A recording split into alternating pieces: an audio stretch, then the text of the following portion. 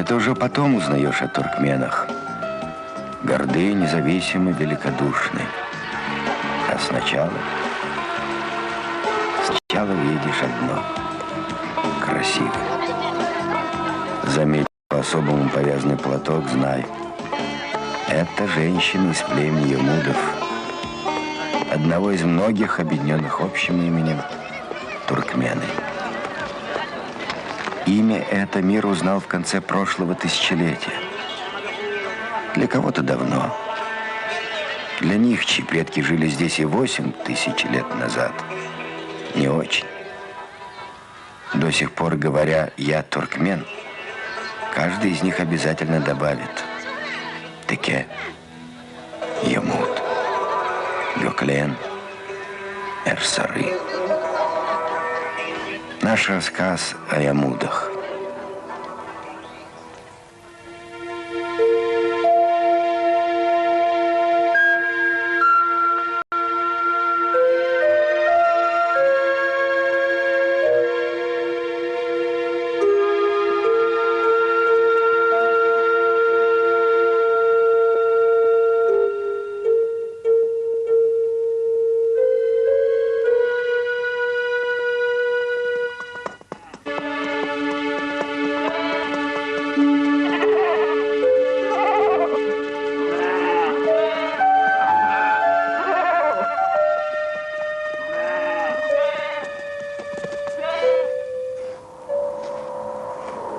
Еще в середине XIX века, когда другие племена уже прочно осели в городах и аулах, ямуды продолжали кочевать. Больше всего они ценили свободу, а кочевье – это свобода. Бездомные скитальцы? Нет. Их домом была вся эта земля. Суровая. Но дай ей воду, и расцветет райским садом.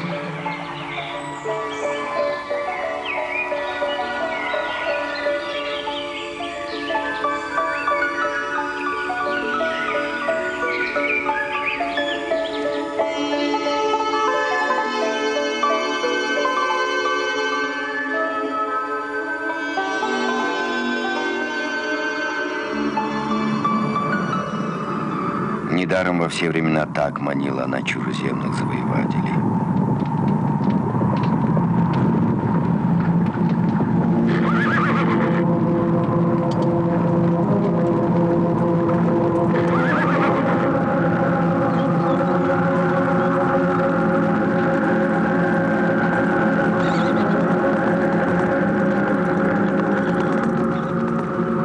Кровавой волной прокатились по этим местам армии персидских царей Кира и Дария, легион Александра Македонского, потом тюрки-сасаниды, гунны, арабы, агузы, безжалостные монгольские орды.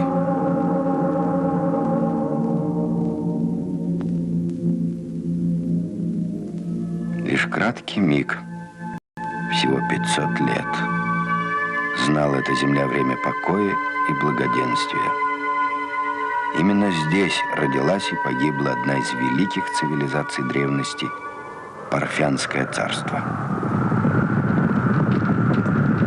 А потом снова набеги, снова кровь, время вражды.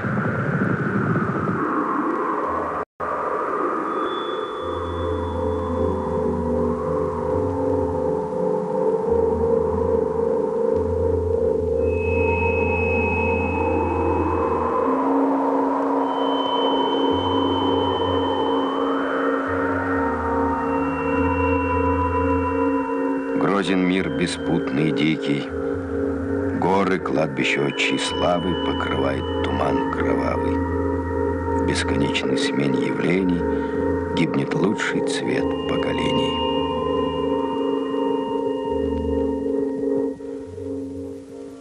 В облике народов, покоренных в XII веке ордами Чингисхана, навсегда остались монголоидные черты. Ямуды, да и почти все туркмены, исключение.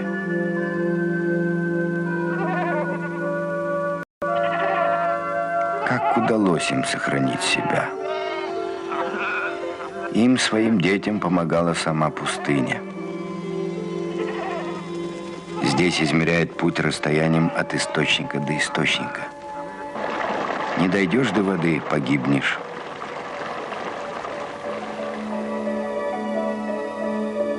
Уходя от врагов, Ямуда накрывали вот такие колодцы кошмами. Сверху засыпали песком. Чужаку не найти. Оставалось врагу отступить или умереть. Но не всегда кочевники бежали от захватчиков.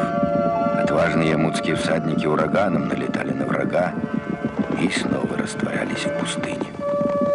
У ямудских лошадей и у прославленных ахалтекинцев общие предки. Нисейские и парфянские кони, воспетые поэтами древности. Большинство народов Средней Азии едят конину. Ямуды никогда. Конь для них – друг, член семьи.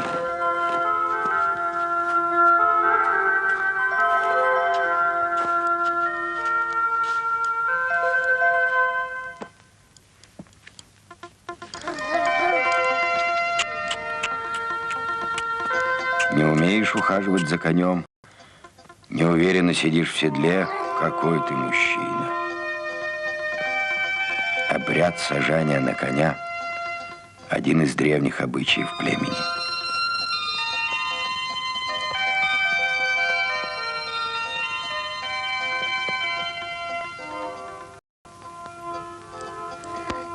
Berekella oңordun ha maladet. Ay sen övlü çapın ol bolya mı? Dur.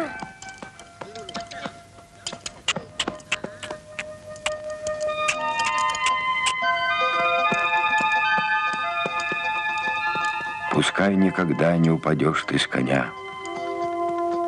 Пускай твердо держит поводья твоя рука. Так из века в век напутствуют старики тех, кому предстоит хранить и честь семьи, и традиции племени. Gel aval. Gel oğlum gel. Ay berekella. Bolya mı? Bolya değil. Hop! Ah! Atın eline teyze var, doğru eline teyze var. Berekella. Atın eline var. Doğru hani gel oğlum, berekella. Ha oğlum. Мужчина, конечно же, глава семьи. Но дом-то держится на женщине. С малых лет девочка наблюдает, как трудятся старшие. Учится всему. Всему, что должна знать и уметь хозяйка, мать, жена.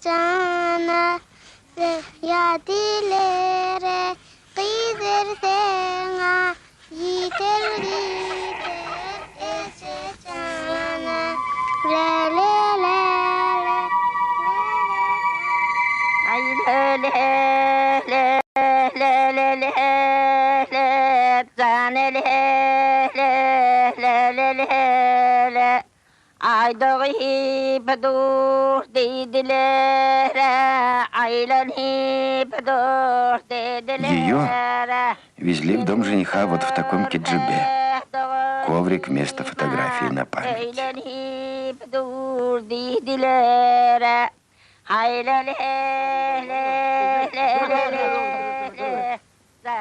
А так испокон веков украшали свадебных верблюдов.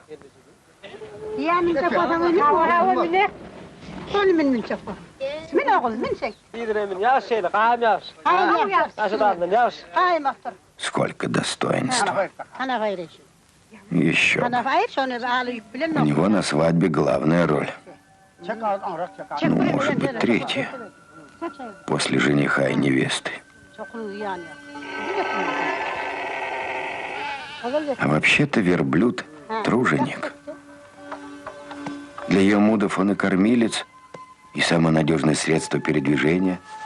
Неутомим, неприхотлив. Всегда найдет дорогу в пустыне.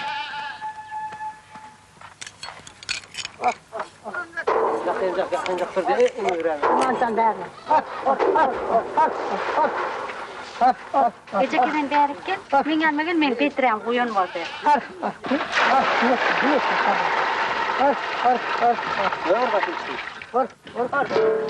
Çıktı öyle yaramı. Fotoğraflar. Gel.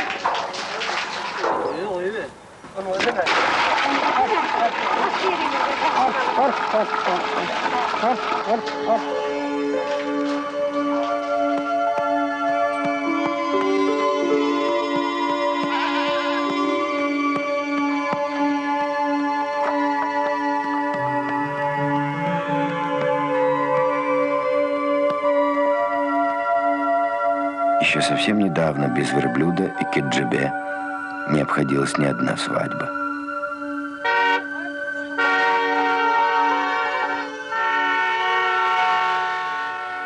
Теперь предпочитают другой транспорт. Но верблюда ли, как раньше, машину ли, посыпает мукой. Смысл остается прежним.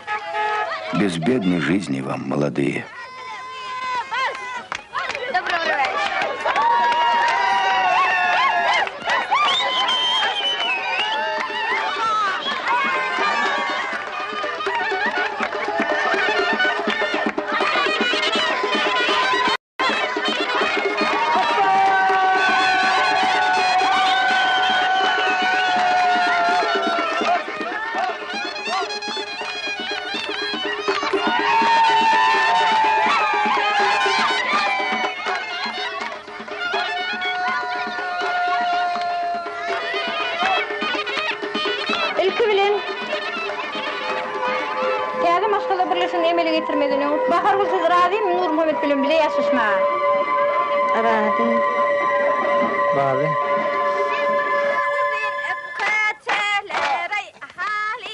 У туркменов никогда не было народных танцев.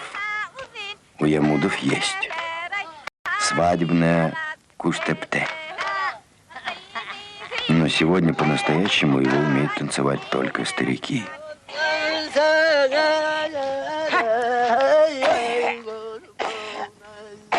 Любовь, 5 букв. У кого нет любимой, оказался пленником одиночества. Было цветастым платье, оказалось выцветшим. Любовь, 5 букв. Оказалась пылающим костром. Любовь, 5 букв. Кто ее выдумал? Это Ника. Старинный свадебный обычай.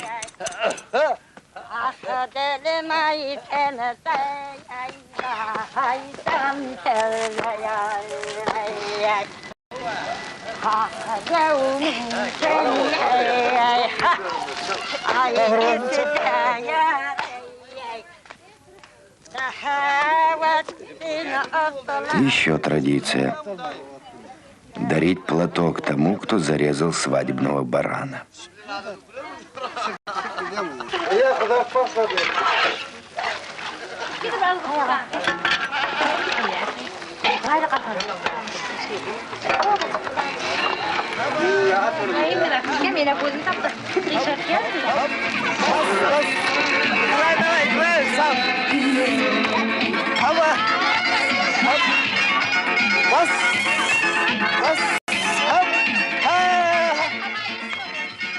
С давних пор путешественников из исламских стран поражала свобода, какой пользовались ямудские женщины. Они никогда не носили ни чадру, ни паранджу. Многие иноземцы хотели жениться на ямудках, но чужим здесь дочерей не отдавали. И Алиамуды убеждены, именно в матери живет душа племени.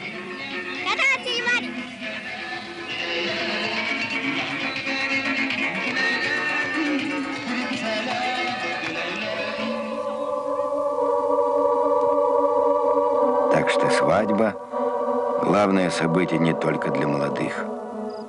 Она помогает крепить племя.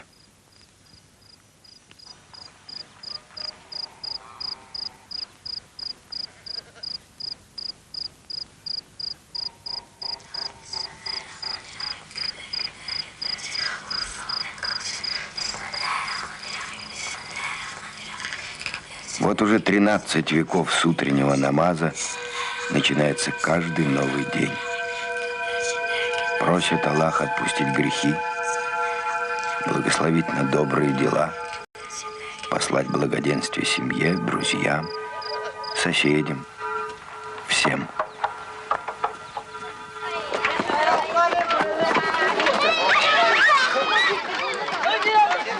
А свадьба продолжается. Невесту ведут в дом жениха. Ей еще предстоит на несколько дней вернуться к родителям, таков обычай, а уж потом поселиться здесь навсегда хозяйкой.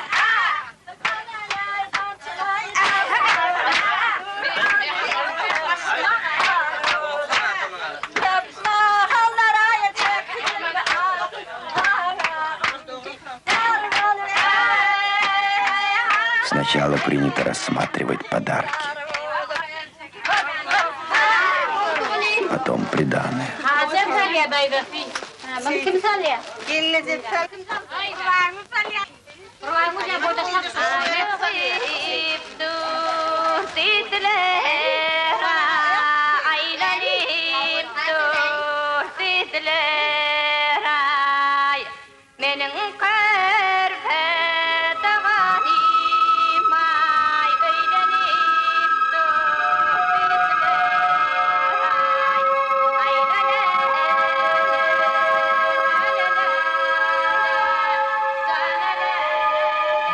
Несут мое приданое, готовят свадьбу, говорят ляля. Упал камень в колодец, и ушла овца в пустыню. Отдали дочь в чужую семью.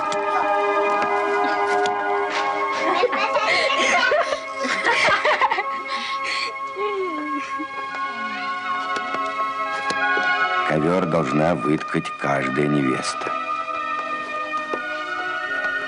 Этой помогают сестры. В народе говорят, легче иглой вырыть колодец в пустыне, чем соткать ковер.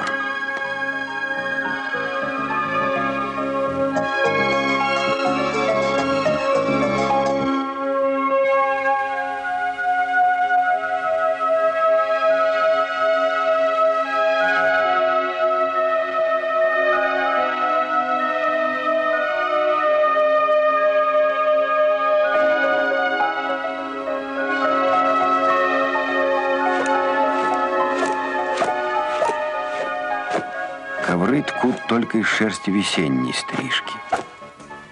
Сейчас осень. Эта шерсть пойдет на кошму. Жители Прикаспия – самый искусный народ в изготовлении войлока. Это написано еще в IX веке. И сегодня ямутские кошмы лучшие в мире.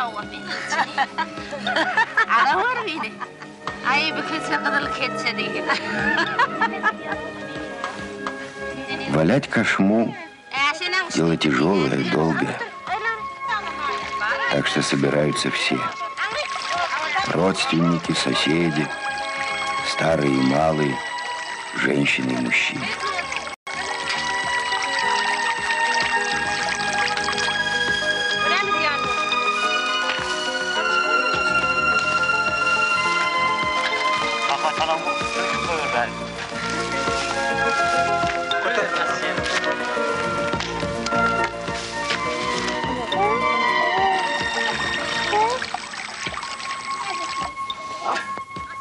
Вот так, вместе. Вроде и не трудно, вроде праздник.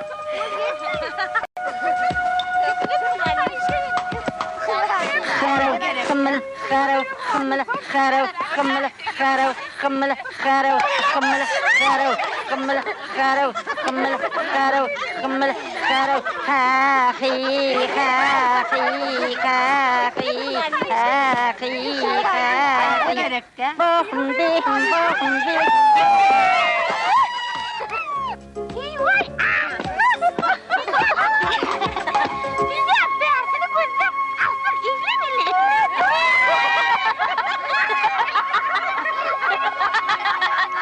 Это гочак, изображение рогов горного барана. Не просто узор, магический знак, оберег. В древности верили, ничто лучше, чем гочак, не защитит от злых сил. Верят ли сегодня? Ну, как сказать? Может, просто привычка. А впрочем, лучше не искушать судьбу. Особенно, если твоя жизнь связана с морем.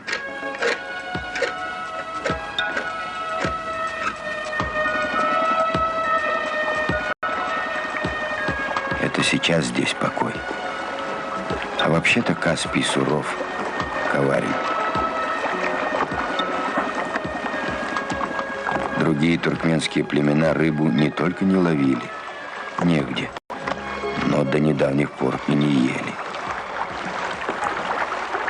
А вот емуды – искусные рыбаки. Секреты промысла унаследовали от далеких своих предков – массагетов.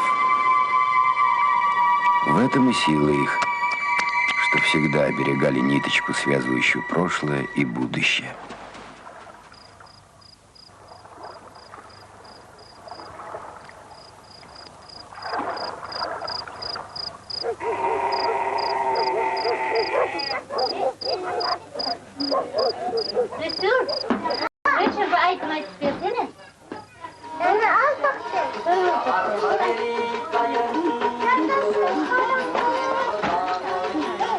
Много веков здесь существует закон.